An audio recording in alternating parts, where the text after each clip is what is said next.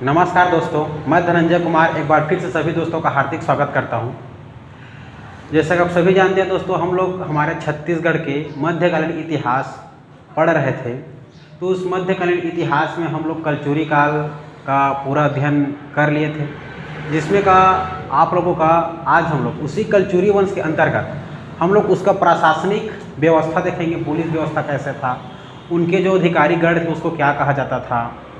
ठीक है, ये बहुत इंपॉर्टेंट है हमारे मेंस के थ्रू से भी और प्रीलिम्स के थ्रू से भी, क्योंकि एग्ज़ाम में कहीं ना कहीं से 1 से 2 क्वेश्चन देखने को आप लोग को मिल सकता है दोस्तों। ठीक है, तो हम लोग समय को ध्यान में रखते हुए आगे बढ़ते हैं और क्लास को प्रारंभ करते हैं। तो देखो दोस्तों, सबसे पहले हम लोग देखते हैं, जैसे ही कलचुरी काल स्टार्ट हुआ था तो कलचुरी काल का अंत कैसे हुआ ये सबसे पहले जानते हैं। तो कलचुरी काल का वंश के कारण, उसके कलचुरी काल की जो कलचुरी सत्ता थी उसके देखा जाए कि उसका अंत कैसे हुआ। तो कहा जाए तो सबसे पहले देखा जाए उसका रीज़न था, मेन चीज़ जो हमारा कलचुरी शासक अंतिम था। अंतिम जो कलचुरी शासक कौन था? रघुनाथ सिंह। रघुनाथ सिंह का वृद्ध होना, बहुत ही वृद्ध था और उसका जो बेटा था उसकी मृत्यु हो गई थी। वो उसके वियोग में क्या था, बहुत ही परेशान था। ठीक है, तो जैसे ही हमारे नागपुर के तरफ से आप लोगों का मराठा शासक आता है, और मराठा शासक जो कि रघुजी प्रथम के सेनापति कौन, भास्कर पंत आता है 1741 में, और रघुनाथ सिंह पर हमला करके क्या उसके हम आधिपत्य कर लेता है, उसे अपने आधिपत्य में कर लेता है। और वहीं पर वो अपने बेटे के वियोग में रघुनाथ सिंह जो अपने बेटे के वियोग में बहुत ही परेशान रहता है, तो वो अपने आप को आत्मसमर्पण कर देता है भास्कर पंत के समक्ष। तो वहाँ पर प्रथम रूप से हमारा जो कलचुरी शासक है वो आधिपत्य में आ जाता है, किसका? आप लोग का मराठा काल के समय, मराठा के अंदर में। तो इसीलिए छत्तीसगढ़ का अगर देखा तो कलचुरी वंश प्रथम मराठा अधीन शासक। ठीक है, तो मराठा के अधीन प्रथम शासक कौन बन गया? रघुनाथ सिंह। और कलचुरी वंश का अंतिम शासक आप लोग का रघुनाथ सिंह बन गया। अब रघुनाथ सिंह के बाद अगला शासक आता है आप लोग का मोहन सिंह। मोहन सिंह का षड्यंत्र ही इसका मुख्य कारण। पहला रघुनाथ सिंह का वृद्ध होना, उसके बेटे का मृत्यु हो जाना वियोग से। दूसरा कारण है मोहन सिंह का षड्यंत्र। मोहन जो सिंह है वह षड्यंत्र रचता है मराठाओं के अधीन होने के लिए। ठीक है, कि यहाँ पर अब कलचुरी वंश ना रह करके। ठीक है दोस्तों, इस प्रकार से कारण क्या क्या है देखते हैं। फिर धीरे धीरे उसका जो अधिकारी लोग आए, क्या क्या आए उसको देखेंगे। फिर हमारा जो हमारा रतनपुर का जो कलचुरी वंश था, जैसे कि कहना चाहिए छत्तीसगढ़ में जो कलचुरी वंश 2 भागों में बढ़ गया था। ठीक है, एक रतनपुर कलचुरी और रायपुर कलचुरी। तो इस वीडियो के बाद हम लोग रायपुर कलचुरी को पूरा कर देंगे। क्लियर दोस्तों? उससे पहले हम लोग किसको पढ़ लेंगे? आप लोग का यह पूरा उसका अधिकारीगण और जो प्रशासनिक व्यवस्था थी उसको देख लेंगे। चलो देखते हैं, समय को ध्यान में रखते आगे बढ़ते हैं।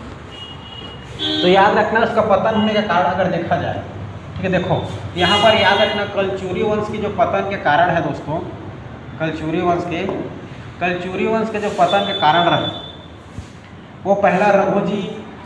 ठीक है, रघुजी प्रथम जो थे, मतलब रघुजी प्रथम कहाँ थे? भोसला शासक थे। रघुजी प्रथम ने, ठीक है, रघुजी प्रथम ने कहाँ आप लोग का भोसला वंश शासक भास्कर पंत के समक्ष कहाँ आप लोग का कर दिया, आक्रमण करवाया? आप लोग का रतनपुर। ठीक है दोस्तों, रतनपुर कलचुरी। तो रतनपुर कलचुरी में कौन थे आप लोग का? रघुनाथ सिंह। याद रखना आप लोग कौन थे? रघुनाथ सिंह क्या था आप लोग का? कमजोर था बेचारा, कमजोर था और वृद्धावस्था में आ गया, तो उसके बेटे के वियोग से वो खिन्न था। इसलिए फिर भास्कर पंत ने उस पर आक्रमण कर दिया 1741 में। आक्रमण करने के बाद यहाँ पर आप लोग का क्या कर दिया जी, इसको अपने आधिपत्य में ले लिया। आधिपत्य में लेने के बाद यहाँ पर अब क्या हो गया, आप लोग का मराठा शासनकाल प्रारंभ हो गया। इस प्रकार उसका अंतिम मतलब क्या हो गया, हमारा पतन हो गया। एक बार कलचुरी वंश का पतन हो गया। कलचुरी का पतन होने के बाद देखो दूसरा क्या था, मोहन सिंह का षड्यंत्र रचना। मोहन सिंह षड्यंत्र रचा था। ठीक है, कि यहाँ पर आए, अब हम लोग वृद्ध अवस्था में हो गया, शासन नहीं करने का षड्यंत्र रचा था कि हमारा कलचुरी का वंश जो है अब खत्म होने वाला है, खत्म हो जाए करके। ठीक, षड्यंत्र रचा था खत्म हो जाए करके। इसका तो मोहन सिंह का 23 जनवरी 1857 में मृत्यु हो जाती है। फिर 1757 में 23 जनवरी 1757 में याद रखना, 23 जनवरी 1757 में मोहन सिंह की मृत्यु हो जाती है। क्लियर है? फिर इसी समय 1757 में अपना अगला शासक कौन आता है? प्रत्यक्ष रूप से शासन करने आता है बिंबाजी भोसला। मराठा शासक बिंबाजी भोसला आता है। ठीक है, याद रखना। इसके बाद याद रखना रायपुर की जो कलचुरी है, हम लोग पढ़ेंगे रायपुर कलचुरी को। रतनपुर कलचुरी पूरा खत्म कर लिए, अब रायपुर कलचुरी को पढ़ेंगे, ठीक है, इस वीडियो के बाद। तो रायपुर कलचुरी में अंतिम शासक आप लोग कौन था? अमर सिंह था। तो अमर सिंह को पूरा नियंत्रण में कर लिया था। जो भोसला शासक हमारा भीमभद्र जी था ना, इसको पूरा नियंत्रण में कर लिया था अमर सिंह को। अमर सिंह अंतिम शासक है हमारा किसका? रायपुर कलचुरी वंश का। क्लियर है दोस्तों? हम लोग रायपुर कलचुरी वंश पढ़ेंगे, सबको अच्छे समझ में आएगा। पहले इसके पूरा अधिकारीगण को देख लेते हैं। हमारे कलचुरी काल में कौन कौन से अधिकारी को क्या कहा जाता था, प्रशासनिक व्यवस्था कैसे, तो उसको पहले समझ लेते हैं। ठीक है दोस्तों, इस प्रकार से इसका हमारा जो कलचुरी वंश के पतन के कारण था, ठीक है, ये कारण तो मेंस में पूछ सकता है। मेंस के थ्रू से याद रखना, रघुजी प्रथम भोसला वंश के शासक था, जो कि वहाँ पर भास्कर पंत को अपने क्या करवा दिया, आक्रमण करवा दिया। मोहन सिंह का षड्यंत्र है, उसका कारण बना रायपुर कलचुरी के अमर सिंह को पूरा नियंत्रण कर लिए थे, ये नियंत्रण पे कारण बन गया। इस प्रकार हमारा कलचुरी वंश का अंत हो गया, ये उसका कारण था दोस्तों। ठीक है, अब देखते हैं अगला। अब हम लोग समझते हैं दोस्तों, देखो कलचुरी शासन व्यवस्था कैसा थी, इसको समझते हैं। तो अगर कलचुरी जो शासन व्यवस्था थी, समझें अच्छे से, तो कलचुरी जो शासन व्यवस्था थी वो राजतंत्रात्मक थी। ठीक, क्या थी? राजतंत्रात्मक, अर्थात राजाओं का क्या था भाई चलता था। राज अर्थात वंश अपने वंश पर चलता था। राजा लोग राज करते थे, अपने वंशों को अपने राजा उत्तराधिकारी बनाते थे। ठीक है, तो ये याद रखना राजतंत्रात्मक थे, राजतंत्रात्मक।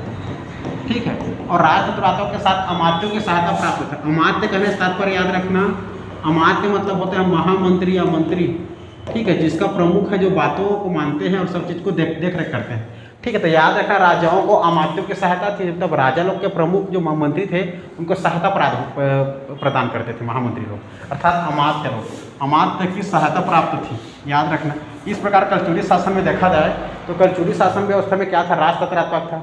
राजतंत्रात्मक के बाद उसमें अमात्यों की सहायता प्रदान होती थी, अर्थात महामंत्रियों की क्या होती थी? सहायता प्रदान करते थे। इस प्रकार से आप लोग का क्या था? हमारा कलचुरी शासन का व्यवस्था था दोस्तों। कलचुरी शासन की व्यवस्था में देखते हैं क्या क्या कहा जाता था। चलो आगे बढ़ते हैं, देखिए याद रखना। देखो, तो अगर देखा जाए, अगर हम प्रशासनिक इकाई को देखें, प्रशासनिक इकाई को देखें हमारे कलचुरी वंश के प्रशासनिक इकाई, तो प्रशासनिक इकाई में देखो सबसे पहले हमें क्या क्या कहा जाता था। तो याद रखना दोस्तों, वेरी इंपॉर्टेंट है ये टॉपिक। ग्राम अर्थात विशेष प्रशासन की सबसे छोटी इकाई, जो प्रशासन की अर्थात जो ग्राम की जो सबसे छोटी इकाई होती है, प्रशासन में ग्राम की सबसे छोटी इकाई होती है, सब जानते हो। तो प्रशासन के सबसे छोटी इकाई को क्या कहते थे हम लोग? ग्राम कहते थे। ग्राम क्या कहते थे दोस्तों? ग्राम कहते थे। अगर प्रशासनिक की सबसे छोटी इकाई को ग्राम कहते थे, ठीक है, जिसका प्रमुख कौन होता था? जिसका प्रमुख गौटिया होता था। कौन होते थे? गौटिया, याद रखना है, गौटिया। ठीक है दोस्तों, फिर से याद रखना, देखो ग्राम, ठीक है, प्रशासन की सबसे छोटी इकाई क्या कहते हैं? ग्राम कहते हैं। और ग्राम के प्रमुख कौन होते थे आप लोग का? गौटिया। ग्राम के प्रमुख कौन होते थे? गौटिया कहते थे। और गौटिया कहाँ की है? गौटिया बुलावा है, ये फैसला कर दी, वो फैसला कर दी, ऐसे नहीं बोलते थे पहले हम लोग। ठीक है, आज भी बोलते हैं, आज भी ग्राम में गौटिया होते हैं। क्लियर है दोस्तों, याद रखना। दूसरा देखते हो बरहो। बरहो क्या चीज़ समझो दोस्तों। तो बरहो मतलब 12। ठीक है, 4 तिया 12, तो 12 गांव के समूह को बरहा कहा जाता है। बरहो, 12 गांव के समूह को बरहो कहा जाता है। तो याद रखना, 12 गांव का समूह याद रखना, 12 गांव के जो समूह होते हैं उसको क्या कहा जाता है? बरहो कहा जाता है। और बरहो का जो प्रमुख होता है, बरहो का जो प्रमुख होता है उसको दाऊ के नाम से जय कहते हैं, दाऊ जी। ठीक है, 12 गांव का जो प्रमुख होता है उसको क्या कहते हैं? दाऊ जी कहते हैं। क्लियर है? इसके बाद याद रखना, जो ये 12 गांव है, ठीक है, तो 7 बरहों का एक गढ़ होता था। 7 बरहों का एक गढ़, देखो समझना। तो 7 बरहों मतलब 7 बरहों कहने का मतलब 7 बरहों का एक गढ़, और एक बरहों मतलब समझना आप लोग 12 गांव का एक बर है ना। तो 12 गांव का एक बनता था, तो हम लोग 7 और 12 गुणा करके तो 84। तो 84 गांव का समूह क्या कहेंगे हम लोग? एक गढ़ कहेंगे। कितना कहेंगे? 84 गढ़ बन जाएगा। ठीक है, तो 84 गांव बन जाएगा। तो गढ़ समझना, बरहो 12 गांव के समूह को एक समूह क्या कहते थे हम लोग? क्या कहते थे दोस्तों? बरहो कहते थे। 12 गांव के समूह को बरहो। तो 7 गांव का समूह क्या हो जाएगा? 12 7 84, तो 84 गांव का समूह क्या हो जाएगा? एक गढ़ बन जाएगा। ठीक है, तो याद रखना आप लोग गढ़, तो गढ़ के प्रमुख को हम लोग दीवान कहते थे। क्या कहते थे? दीवान। गढ़ के जो प्रमुख होते थे उसको हम लोग दीवान कहते थे। उसमें कलचुरी काल के लोग क्या कहते थे? कलचुरी वंश के लोग जो थे आप लोग का गढ़ के प्रमुख को क्या कहते थे? दीवान कहते थे। और गढ़ किससे बनता था? याद रखना पूरा 7 बारहों को मिलकर, 7 बरहों को मिलकर, ठीक है, 7 बरहों का समूह में एक गढ़ बनते थे। क्लियर है दोस्तों? तो 84 गाँव का एक गढ़। क्लियर? चलो, एक याद रखना मंडल, प्रशासन की सबसे बड़ी इकाई, प्रशासन की सबसे छोटी इकाई ग्राम, और प्रशासन की सबसे बड़ी इकाई आप लोग याद रखना मंडल कहा जाता था। क्या था? प्रशासनिक मंडल कहा जाता था। और मंडल का प्रमुख, जो मंडल का प्रमुख होता था उसको क्या कहते थे? महामंडलेश्वर के नाम से जाने जाते थे। ठीक, कलचुरी काल में मंडल के प्रमुख को क्या कहते थे? महामंडलेश्वर के नाम से जाते थे दोस्तों, महामंडलेश्वर।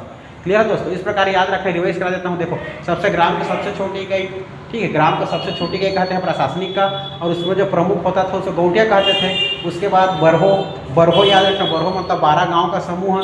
बरहो में आप लोग का प्रमुख कौन होता है? देख लो, दाऊ जी होते हैं। इसके बाद याद रखना आप लोग को 12 है ना, 12 गाँव का, 12 बरहों का एक आप लोग का क्या हो गया?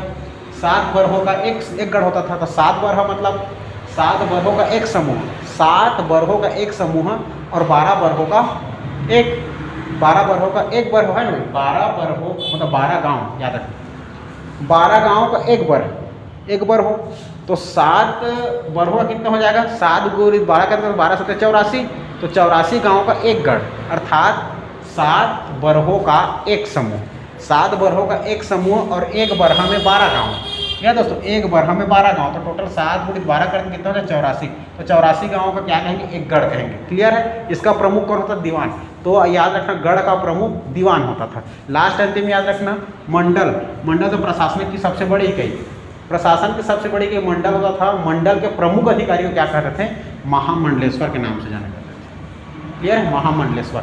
इस प्रकार से आप लोग का क्या हो गया? प्रशासनिक इकाई हो गया। प्रशासनिक इकाई की बात देखते हैं, उसका हम लोग अब क्या देखते हैं, आगे बढ़ते हैं। देखो, प्रशासनिक इकाई में याद रखिए स्थानीय प्रशासन। स्थानीय प्रशासन में क्या क्या नाम से जानते थे? वे इंपॉर्टेंट है दोस्तों। देखो, तो याद रखना पंचकुल संस्था। तो पंचकुल संस्था क्या थी? पंचकुल एक ऐसा संस्था था, किसी प्रकार की समस्या प्रॉब्लम होती थी तो उस समय एक जगह पर बैठ जाते थे लोग, 5 से 10 सदस्य लोग बैठ जाते थे, और वहाँ पर उस समस्या का निपटारा करते थे। क्या क्या समस्या है करके न्याय करते थे। ठीक है, तो उसको कलचुरी काल में क्या कहा? पंचकुल व्यवस्था कहा है। क्या कहा है? पंचकुल व्यवस्था। तो याद रखना दोस्तों, पंचकुल व्यवस्था में, ठीक है, तो पंचकुल व्यवस्था में नगर भी आता था और ग्राम भी आता था। तो नगर का जो प्रमुख होता था उसको क्या कहते थे? पूर्व प्रधान कहते थे। क्या कहते थे? पूर्व प्रधान। तो नगर के जो प्रमुख होते थे क्या बोलते थे? पूर्व प्रधान कहते थे। लेकिन गांव प्लस नगर दोनों के स्थानीय जो प्रशासन को क्या कहते थे? तो नगर और जो गांव के दोनों का प्रमुख तो ही तो पंचकुल है, उसी को पंचकुल के नाम जाता था। जो नगर के जो आप लोग का गांव और नगर के प्रमुख स्थानीय प्रशासन को क्या कहते थे? पंचकुल कहते थे। क्लियर है दोस्तों? अब पंचकुल में देखो कितने सदस्य होता है करके पूछा, तो 5 से 10 सदस्य होते हैं दोस्तों। कितने लोग? 5 से 10 सदस्य होते हैं, जिसमें प्रमुख, जिसमें देखा जाए तो प्रमुख को महत्तम कहते हैं और उसमें कम महत्तर कहते हैं। ठीक है, याद रखना 5 से जो 10 लोग होते हैं सभी को क्या कहते हैं? पंचकुल में जो लोग होते हैं उसको महत्तर कहते हैं। क्या कहते हैं? महत्तर। लेकिन पंचकुल के मुख्य प्रमुख व्यक्ति को महत्तम कहते हैं। ठीक है, तो प्रमुख व्यक्ति क्या कहते हैं? महत्तम कहते हैं, महत्तम। ठीक है दोस्तों, इस प्रकार से आप लोग कहिए ये प्रशासन क्या कहते हैं? स्थानीय प्रशासन को। ठीक है, स्थानीय प्रशासन फिर से बता रहा हूँ। पंचकुल व्यवस्था था आप लोग का कलचुरी वन से। पंचकुल व्यवस्था मतलब 5-10 सदस्यों का एक समूह होता था, बैठकर किसी भी समस्या का निपटारा करते थे। वहाँ का जो प्रमुख होता था उसको महत्तम कहते थे, और पंचकुल में जो लोग बैठते थे उसको क्या कहते थे? महत्तर कहते थे। इतने बात याद रखना। और गाँव और नगर का जो प्रमुख प्रशासनिक जो स्थानीय था उसको क्या कहते थे हम लोग? पंचकुल व्यवस्था कहते थे स्थानीय प्रशासन को। इस प्रकार से आप लोग का ये हमारा स्थानीय प्रशासन हो गया। क्लियर दोस्तों? कलचुरी वंश का। अब आगे बढ़ते हैं हम लोग। इसके बाद देखिए, इसके बाद याद रखना आप लोगों को कलचुरी कालीन अधिकारी गढ़। तो कलचुरी कालीन अधिकारी गढ़ को देखते हैं। ठीक है दोस्तों, कलचुरी गढ़ में अगर महामंत्री किसको कहते हैं तो याद रखना महामंत्री वेरी वेरी इंपॉर्टेंट। महामंत्री आप लोग याद रखना दोस्तों, राजा का जो प्रशासनिक सलाहकार होता था किसी भी क्षेत्र में, जो गढ़ होता था उस गढ़ में जो राजा होता था, तो राजा का जो प्रशासनिक सलाहकार होता था उसको क्या कहते थे? सर्वप्रमुख अधिकारी कहते थे। ठीक है, जो महामंत्री था, ठीक है, महामंत्री कौन है? तो राजा का प्रशासनिक जो सलाहकार होता था, राजा के जो प्रशासनिक सलाहकार होते थे उसको क्या कहते थे? सर्वप्रमुख अधिकारी कहते थे। उसका नाम समझ सकते हो महामंत्री के नाम से। ठीक है दोस्तों, महामंत्री। महामंत्री कौन है? सर्व प्रमुख अधिकारी है। किसका? राजा का सलाहकार है, प्रशासनिक सलाहकार। क्लियर है दोस्तों? अब देखो महाध्यक्ष किसे कहते हैं? देखो महाध्यक्ष, तो महाध्यक्ष याद रखना। देखो तो सचिव का जो प्रमुख होता है, सचिव लेन देन पैसा लेखा जोखा वाले, तो सचिव के प्रमुख को क्या कहते हैं हम लोग? सचिव के प्रमुख को सचिवालय प्रमुख कहते हैं। ठीक है, सचिव जो प्रमुख सचिवालय प्रमुख कहते हैं, इसको हम महाध्यक्ष के नाम से जानते हैं। ठीक है, उसके अधिकारी का नाम क्या था? महाअध्यक्ष। याद रखना, महाअध्यक्ष। क्लियर है दोस्तों? तो महाध्यक्ष कौन? सचिवालय का प्रमुख। इसके बाद देखा जाए संचार की जो विभाग का जो प्रमुख है, संचार विभाग का जो प्रमुख होता है महाप्रतिहार कहते हैं। ठीक है, तो जो संचार कम्युनिकेशन जो भेजने काम करता है, संचार एक स्थान दूसरे स्थान भेजने का काम जो करते हैं उसको क्या कहते हैं? महाप्रतिहार। याद रखना, महाप्रतिहार। क्लियर है दोस्तों? महाप्रतिहार याद रहेगा, महाप्रतिहार ये। इसके बाद देखो है ना, ये संचार विभाग का प्रमुख हो ये महाप्रतिहार। अब ये देखो महाप्रमात्री, वेरी इंपॉर्टेंट। महाप्रमात्री याद रखना, महाप्रमात्री किसको कहते हैं? जमाबंदी का प्रमुख। जमाबंदी का प्रमुख जो भूमि लागत लगान जो होता है ना, कर, भूमि लगान जो भूमि कर से संबंधित होता है उसको निश्चित करना। भूमि लगान को निश्चित कौन करता था आप लोग का? महाप्रमात्री करते थे। क्लियर है दोस्तों? कौन करते थे? महाप्रमात्री। याद रखना, महाप्रमात्री जो थे क्या होता था? देखो एक मिनट,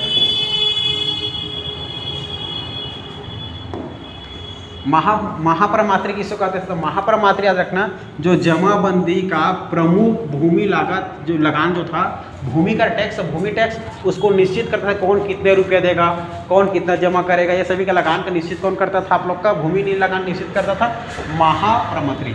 ठीक है दोस्तों, इस प्रकार याद रखना। राजा का शुरू से बता रहा हूँ, देखो महामंत्री तो राजा का जो प्रमुख सलाहकार होता है उसको क्या कहते हैं? महामंत्री कहते हैं। उसके बाद महाध्यक्ष किसे कहते हैं? सचिव के जो प्रमुख होते हैं उसको हम लोग क्या कहते हैं? महाध्यक्ष कहते हैं। महाप्रतिहार किसको कहते हैं? तो महाप्रतिहार आपको संचारों का लेन देन इधर उधर भेजना, किसी भी पत्र के द्वारा या किसी भी प्रकार के माध्यम से, उसको क्या कहते हैं? महाप्रतिहार कहते हैं, संचार विभाग के संबंधित को। याद रखना महाप्रमात्री को। महाप्रमात्री मतलब समझना आप लोग का जो किसी भी प्रकार का जमाबंदी का जो प्रमुख होता है वो हमारे किसी भी लेन देन होगा, उसका कितने रुपए जमा करे, कितने रुपए नहीं जमा करेगा, उसके लगान को जो टैक्स है उसको निश्चित करता था। क्लियर दोस्तों? इस प्रकार याद रखना ये महाप्रमात्री। इस प्रकार से आप लोग का कलचुरी कालीन का हमारा अधिकारी गण का लोग हो गए। ठीक है दोस्तों, विश्वास करता हूँ सबको समझ आ रहा होगा। ये समझ आ रहा होगा, ये वीडियो अच्छा लग रहा हो तो दोस्तों बिल्कुल से आप लोग लाइक कर दीजिएगा। लाइक करके कमेंट भी कर देना, अच्छा लगेगा। चलो आगे बढ़ते हैं। अब देखते हैं दोस्तों हम लोग आप लोगों का कि जो अधिकारी गण थे उसमें छोटे छोटे क्षेत्र में रहने वाले, छोटे छोटे क्षेत्र में निवास करने वाले और उससे जो व्यवस्था था गण अधिकारी क्या कहते थे? ठीक है, देखो ग्राम के जो प्रमुख अधिकारी, ग्राम के प्रमुख अधिकारी को क्या कहते थे? ग्रामकूट कहते थे। ग्राम के जो प्रमुख अधिकारी थे उसको ग्रामकूट के नाम से जानते थे। नगर व्यवस्था होता है, नगर के प्रमुख को पूर्व प्रधान कहते थे। बताएं हम पूर्व प्रधान। ठीक है, जो विदेश विभाग, जो विदेश से आने जाने की जो व्यवस्था था उसके प्रमुख को क्या कहते हैं? महासंधि कहते थे। एक स्थान दूसरे स्थान को जोड़ना, अर्थात एक राज्य को दूसरे राज्य से जोड़ना। ठीक है, तो क्या था वो? हमारा महासंधि था। कौन? विदेश विभाग प्रमुख को। महापुरोहित समझना दोस्तों, महापुरोहित, पुरोहित शब्द सुनने से मतलब धार्मिक शब्द याद रखना। महापुरोहित मतलब धार्मिक शब्द था, धार्मिक से संबंधित है। ठीक है, तो यार धार्मिक विभाग के प्रमुख को क्या कहेंगे? धार्मिक विभाग के प्रमुख को हम लोग महापुरोहित कहते हैं। और महाकोट्टपाल, ठीक है, महाकोट्टपाल मतलब समझना, महाकोट्टपाल है जो अपने क्षेत्र, अपने जिला, अपने दुर्ग, अपने राज्य का जो रक्षा करता था उसको महाकोट्टल कहते थे। क्लियर दोस्तों? क्या कहते थे? महाकोट्टल। देखो फिर से कर रहा हूँ, ग्राम के जो प्रमुख अधिकारी है उसको ग्रामकूट कहते हैं। आप लोग का नगर का जो प्रमुख होता है आप लोग का पूर्व प्रधान कहते हैं। आप लोग का विदेश की प्रमुख जो विभाग प्रमुख कहते हैं, विदेश विभाग प्रमुख को महासंधि कहते हैं। आप लोग को याद रखना, आप लोग का महा जो पुरोहित होते हैं उसको धार्मिक विभाग का प्रमुख कहते हैं। महाकोट्टल बताया दुर्ग जिले का रक्षा करना, मतलब दुर्ग या अपने जिला, अपने क्षेत्र का रक्षा करना क्या कहलाता है? महाकोट्टपाल कहलाता है। क्लियर है दोस्तों? इस प्रकार से हो गया। अगला आप लोग का अंतिम देखें, याद रखना पुलिस व्यवस्था। देखो पुलिस व्यवस्था, पुलिस व्यवस्था कैसी थी ये समझते हैं। तो पुलिस व्यवस्था समझना दोस्तों, हमारे जो पुलिस व्यवस्था थी, ठीक है, पुलिस व्यवस्था जो थी उस पुलिस व्यवस्था में सबसे पहले याद रखना एक दंडपाशिक कहा जाता था। जो सर्वोच्च पुलिस होता था पुलिस विभाग में, पुलिस विभाग में जो सर्वोच्च पुलिस होता था उस सर्वोच्च पुलिस को हम लोग क्या कहते थे आप लोग का? दंडपाशिक। सर्वोच्च पुलिस को क्या कहते थे? दंडपाशिक। याद रखना पुलिस प्रशासन में जो सर्वोच्च पुलिस होता था, क्या कहते हैं, दंड पासिक का समझ याद रखना। और जो चोर उचक्के किसी प्रकार के छोटे छोटे चोरी चिंदे जो करते थे उसको पकड़ने वाले को क्या कहते थे, चोर के पकड़ने वाले को हम लोग क्या कहते थे, दुष्ट साधक कहते थे। क्या कहते थे, दुष्ट साधक। तो दुष्ट साधक कौन था, कलचुरी वंश में। तो दुष्ट साधक का तात्पर्य है आप लोग का चोरों को पकड़ने वाले पुलिस। इसके बाद याद रखें न्याय व्यवस्था में न्याय का जो प्रमुख अधिकारी होते हैं, तो न्याय का जो प्रमुख अधिकारी होता है दोस्तों उसको याद रखना आप, ठीक है। न्याय का अधिकारी क्या कहते, दांडिक कहते थे। क्या कहते थे, दांडिक याद रखना, दांडिक। देखो तो न्याय जो अधिकारी होता था उसको क्या कहते थे, दांडिक कहते थे। क्लियर है, दांडिक याद रखना इधर। अब कहा जाए आप लोग का हमारे राजस्व व्यवस्था जो था, तो राजस्व व्यवस्था में कराधान से संबंधित था। राजस्व व्यवस्था में कर लिया जाता था, किसी के खेतों का कर, किसी का पैसा की इधर अनाज के बेचने उचने के लिए कर। तो याद रखना जो राजस्व व्यवस्था था, राजस्व व्यवस्था क्या था आप लोग का, कराधान था, कराधान। जिसके प्रमुख को हम लोग क्या बोलते थे, महामात्री बताया हूँ पिछले, है ना, महामात्री बोलते थे। इसके बाद धार्मिक व्यवस्था देखा जाए, धार्मिक व्यवस्था। तो धार्मिक व्यवस्था में उस समय देखा जाएगा दोस्तों, तो याद रखना उस समय कौन से कुल देवी थे कलचुरी काल में, कलचुरी काल में गज लक्ष्मी, कलचुरी काल में गज लक्ष्मी से संबंधित था। ठीक है दोस्तों, याद रखना जिसमें आप उसमें मुद्रों में मुद्रा जो था उसमें ओम नमः शिवाय लिखा रहता था, ओम नमः शिवाय लिखा रहता था। क्लियर है दोस्तों, ओम नमः शिवाय लिखा रहता था। जो आज भी जाओगे रतनपुर में आज भी जाओगे कलचुरी का रत्नपुर, जो हमारे रत्नदेव प्रथम ने आप लोग को माया मंदिर बनाया, उसमें उसके गेट पर ओम नमः शिवाय लिखने मिलेगा। ठीक है, तो इस प्रकार से आप लोग का पूरा व्यवस्था, हमारा जो कलचुरी वंश का पूरा व्यवस्था इस प्रकार से है दोस्तों। जो प्रशासनिक व्यवस्था हो गया, अधिकारीगण हो गया, छोटे छोटे क्षेत्र में गांव नगर में लोग क्या कहते थे, कैसा व्यवस्था शासन करने का, ये वेरी इंपॉर्टेंट हमारे मेंस के थ्रू से भी और प्रीलिम्स के थ्रू से भी, और आप लोग के विभिन्न एग्जाम में जो प्रतियोगी परीक्षा होती है सभी में बहुत ही महत्वपूर्ण है। ठीक है दोस्तों, इस प्रकार आप लोग का क्लियर। तो विश्वास करता हूँ दोस्तों इस प्रकार से आप लोग का सभी समझ में आया होगा। यदि वीडियो अच्छा लगा होगा तो दोस्तों तो लाइक शेयर सब्सक्राइब जरूर करना। फिर मिलेंगे दोस्तों हम लोग अगले क्लास में रायपुर कलचुरी वंश को पढ़ेंगे। ठीक है दोस्तों, तो अगले वीडियो में हम लोग रायपुर कलचुरी को पढ़ेंगे, फिर हमारा कलचुरी वंश पूरा खत्म हो जाएगा। फिर हम कलचुरी के बाद फड़ी नागवंश को पढ़ेंगे। ठीक है, तो अब हम लोग मिलेंगे अगले वीडियो में, तब तक के लिए सबसे मैं विदा लेना चाहूँगा। ठीक है दोस्तों, तो अगले वीडियो तक के लिए जय हिंद, जय भारत, जय छत्तीसगढ़।